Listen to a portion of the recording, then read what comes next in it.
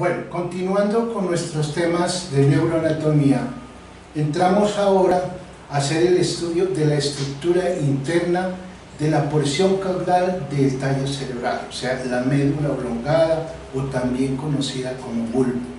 Recordemos nosotros que ahí se presenta el origen aparente de 4 pares craneales, que son los últimos 4 pares craneales que conocemos, y los cuales combinan, podríamos decir, sus orígenes o comparten sus orígenes en núcleos, digamos, comunes para algunos de los casos.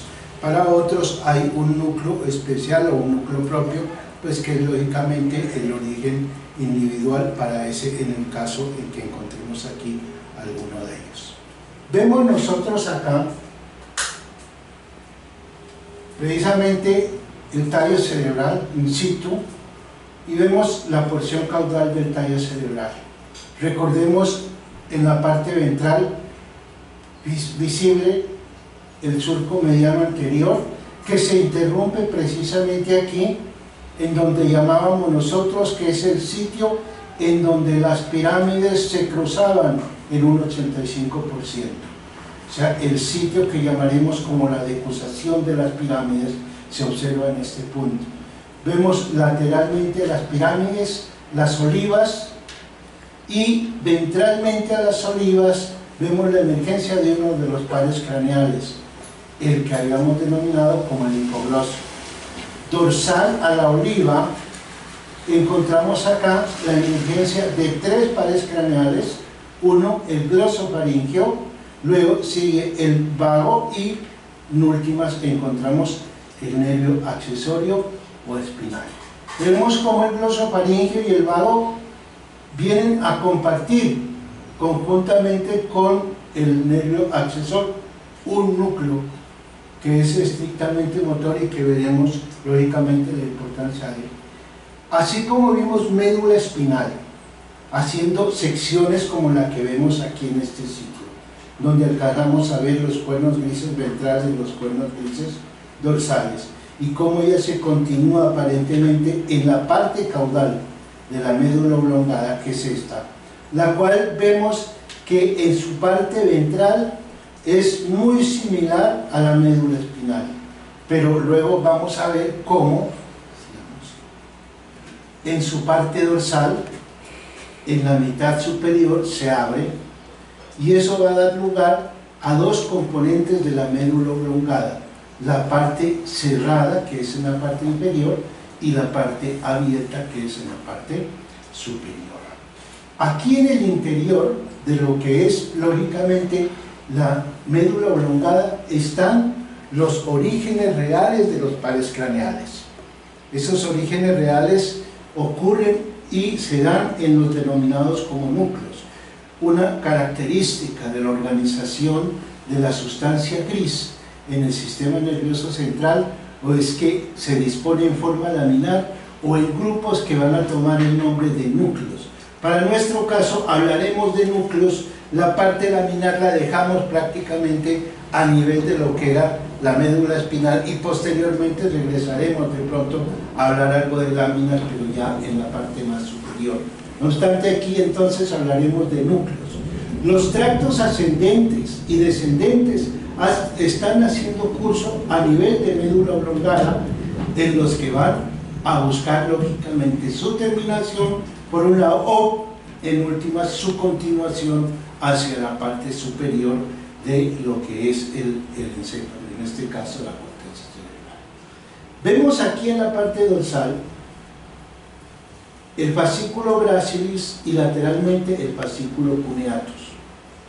Llega a 2 montículos, este que vemos aquí y este que vemos aquí. Uno corresponde a lo que llamaremos como el sitio del núcleo del denominado como el gracilis, en el folículo gracilis, que sería este, y otro en este tubérculo que vemos aquí, que vamos a denominar como el tubérculo cuneatus, en donde está el núcleo del cuneatus. El fascículo gracilis y el fascículo cuneatus terminan aquí como fascículos y entregan su información a las neuronas de este sitio, y las neuronas de este sitio toman otro rumbo que ya lo veremos a medida que vamos ascendiendo precisamente en esto. Seguiremos haciendo cortes transversales, ojalá tuviésemos todos los cortes deseados, trabajaremos más o menos unos 2 o 3 cortes transversales de lo que es médula oblongada, y ahí iremos bosquejando la ubicación de los distintos componentes, ya sea de los pares craneales, ya sea de los fascículos ascendentes, ya sea de los fascículos descendentes, y lógicamente los núcleos, que en muchos de los casos no los vamos a ver tan claramente, pero trabajaremos con la imaginación, digamos así, para determinar que ahí realmente se encuentra. Ya, esta es una vista lateral del tallo y la médula oblongada, en donde nos muestra la oliva, surco retroolivar, glosofaringeo, vago y el nervio accesorio aquí con sus componentes espinales, y llega a su componente visceral. Hay algo, regresémonos un momentico, por favor. Hay algo que no habíamos mencionado. Aquí, en la parte inferior de la porción abierta, que es la fosa romboidea, alcanzamos a visualizar 2 trígonos. El trígono que habíamos mencionado del hipogloso y el trígono del vago. El trígono del hipogloso contiene el núcleo del nervio hipogloso como tal, y el denominado como el trígono del vago tiene un núcleo también que se denomina como el núcleo dorsal del nervio vago, y ese núcleo dorsal del nervio vago es el responsable de llevar la inervación motora parasimpática a las vísceras. Entonces lo encontramos precisamente aquí, y lo veremos lógicamente ya en un corte transversal. Bueno, ya habíamos mencionado, entonces pasemos al otro diapositiva. Aquí ya alcanzamos a ver en disposición de estructuras a nivel superior. Veamos de pronto otra diapositiva. Vemos nuevamente la disposición del tallo cerebral, la médula oblongada, puente y mesencéfalo. Sigamos, por favor. Y aquí vemos este gráfico está en la gran mayoría de los atlas. Este corresponde y se tomó del atlas de Sobota, pero está prácticamente en Nether, y casi todas las neuroanatomías los tienen, digamos, de una o de otra manera, pero siempre bosquejando las estructuras que están en su interior y que nos trata de mostrar o de visualizar aquellas en la parte interior. Entonces aquí alcanzamos a ver la ubicación de lo que es la oliva. La oliva, en últimas, que es lo que vemos en la parte ventral, corresponde a la ubicación del complejo olivar, núcleo olivar principal, con el denominado accesorio medial y el accesorio dorsal. Es un componente de tipo motor, luego vamos a ver sus conexiones como tal. Dorsalmente a la oliva encontramos ya un núcleo importante que se comparte en los 3 pares craneales que ya habíamos mencionado: glosofaringeo, vago y el accesorio, que se va a denominar como el núcleo ambiguo. Pero vamos a encontrar también algo muy importante. Cercano al núcleo ambiguo vamos a encontrar un núcleo que se denomina como el núcleo del tracto solitario. El núcleo del tracto solitario es un núcleo que recibe información del tipo visceral, o sea, principalmente del gusto, también de 3 pares craneales. En este caso vamos a encontrar que recibe información del gusto, del nervio facial, del nervio glosofaringeo y también lógicamente del nervio vago. En ese sentido, el núcleo del tracto solitario, el núcleo ambiguo y el núcleo motor dorsal del nervio vago colaboran en sus 3 componentes para, en últimas, estructurar al nervio vago. Entonces ya vamos a ver que el nervio vago emerge lateralmente a la oliva, precisamente conformado por esas 3 componentes.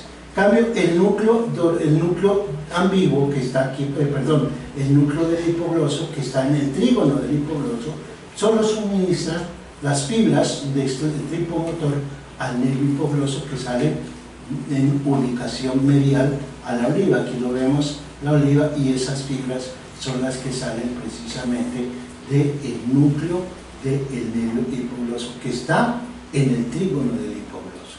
Vemos que arriba del núcleo, denominado como el núcleo del tracto solitario, están dos núcleos más que se denomina uno el salivatorio superior y el salivatorio inferior, que van a llevar precisamente el componente del tipo parasimpático para las glándulas, entre ellas glándulas salivares y glándulas lacrimales en lo que es la cabeza como tal. Ya de aquí hacia arriba, podríamos decir, estamos observando lo que es el tercio medio y el tercio inferior del puente, que lo estudiaremos posteriormente. Otro componente importante que alcanza a observarse aquí y que inicia en el medio espinal a nivel de los tres primeros segmentos y va ascendiendo, corresponde a este. Miren ustedes, muy grande, este que va hacia acá, y aquí se ensancha un poco más y lo vemos que se continúa inclusive hacia allá. Corresponde a el núcleo espinal del nervio trigémino. Ahí lo vemos ascendiendo, ¿sí? Y es lateral y prácticamente relacionado con otras de las estructuras que están, digamos, cercanas a lo que llamaremos como los pedúnculos cerebelosos, los cuales vamos a hablar ahora. Este vendría a ser el núcleo espinal del nervio trigémino. Aquí en el puente ya encontramos el núcleo sensitivo principal del nervio trigémino y ya desde el puente hacia arriba el núcleo mesencefálico. Hoy trabajaremos hasta aquí nada más, no nos meteremos para allá arriba. Mañana en la próxima clase trabajaremos estos dos segmentos que quedan en la parte superior. Por ahora entonces trabajaremos en esta parte. Alrededor de estos núcleos pues están las fibras que ya conocemos de los tractos ascendentes, de los tractos descendentes, y aparecen otros núcleos dispersos aquí, como es la famosa formación reticular, que está rodeando prácticamente todos estos componentes y que para un caso especial podríamos decir tienden a agruparse en la parte mediana, en la parte lateral y un poquito, digamos, en la parte intermedia. Pasamos.